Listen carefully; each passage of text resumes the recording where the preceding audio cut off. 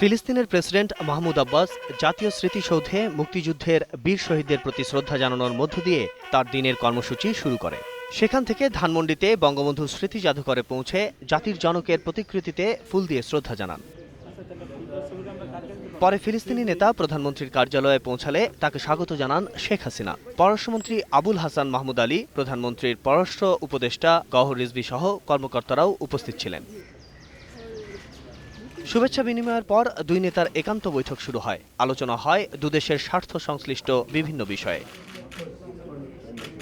পরে এক দ্বিপক্ষীয় বৈঠকে প্রধানমন্ত্রীর সঙ্গে ছিলেন বাণিজ্যমন্ত্রী তোফায়েল আহমেদ, আইনমন্ত্রী আনিসুল হক, পররাষ্ট্রমন্ত্রী আবুল হাসান মাহমুদ আলী, পরিকল্পনামন্ত্রী আহমদ মুস্তফা কামাল সহ সরকারের শীর্ষস্থানীয়রা।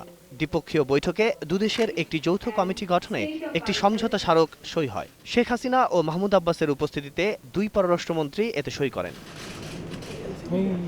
বৈঠক শেষে পররাষ্ট্র সচিব শহীদুল হক সাংবাদিকদের জানান, দুই রাষ্ট্র গঠনে ফিলিস্তিন প্রেসিডেন্ট বাংলাদেশের সমর্থন চাইলে প্রধানমন্ত্রীর সমর্থন অব্যাহত আছে আবারও পুনর্ব্যক্ত করেন। ইন্টারগভর্নমেন্টাল কমিটি ব্যাপারে একটা এমওইউ সই হয়েছে, দুই পররাষ্ট্রমন্ত্রী করেছেন। এর মধ্য দিয়ে রেগুলার দুই ফরেন অফিসের কনসালটেশন হবে বিভিন্ন বিষয় নিয়ে।